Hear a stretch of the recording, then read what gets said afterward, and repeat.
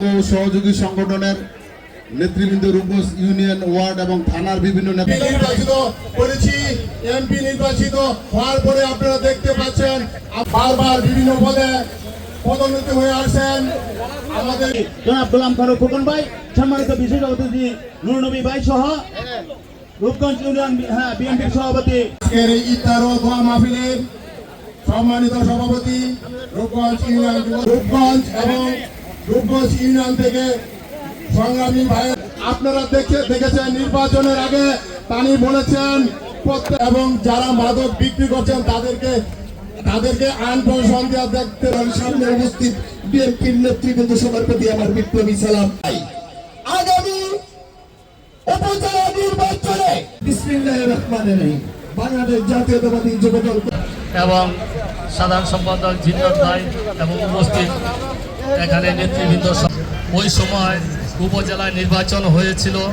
ওই সময় আমরা জনাব গোলাম ফারুক খোকন ভাই, সম্মানিত বিশেষ অতিথি নূর নবী ভাই সহ রূপগঞ্জ ইউনিয়ন আমরা চাই গোলাম ফারুক খোকন ভাইকে আপনি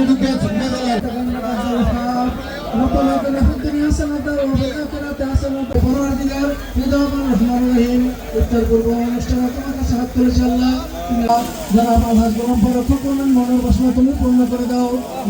সাংসদ জনাব মুস্তাফিজুর রহিম সুবহান সারা বাংলাদেশে একটি সুষ্ঠু নির্বাচনের মাধ্যমে আমাদের প্রিয় প্রধানমন্ত্রী দেশনায়ক তারেক রহমান এদেশের হাল ধরেছেন।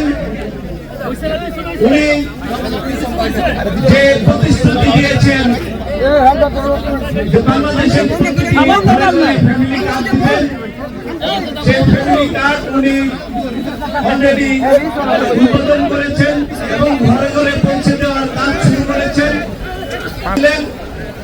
সেই খাল খনন কর্মসূচি উনি ধারাবাহিকতা বজায় রেখে বাংলাদেশের কৃষিকে স্বনির্ভর করার লক্ষ্যে বাংলাদেশের খালগুলি খনন শুরু করেছেন এবং অবকাঠামো উন্নয়ন এবং শিক্ষার পরিবেশ, স্বাস্থ্য সেবা প্রতিটি খাতে উনি যে আধুনিক জ্ঞান ও বিজ্ঞান ভিত্তিক চিন্তা ভাবনা নিয়ে মানুষের পাশে দাঁড়িয়েছেন।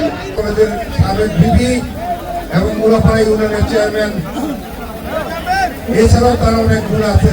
তিনি হাসান সাহেবের ছেলে, ওটা আমরা হাসান সাহেব বলে আমরা অনেকে হাসান সাহেবকে দেখার জন্য যাইতাম। সেই হাসান কাকার ছেলে এবং আজকে জনাব মুস্তাফিজুর রহমান ভাইকে আপনারা বিপুল ভোটে বিজয়ী করেছেন। ওনার এই রূপগঞ্জকে নিয়ে একটা স্বপ্নের রূপগঞ্জ গড়ার যে উনি স্বপ্ন দেখেছেন, সেই স্বপ্ন দেখার পাশাপাশি আগামী যে উপজেলা নির্বাচন, সেই নির্বাচনে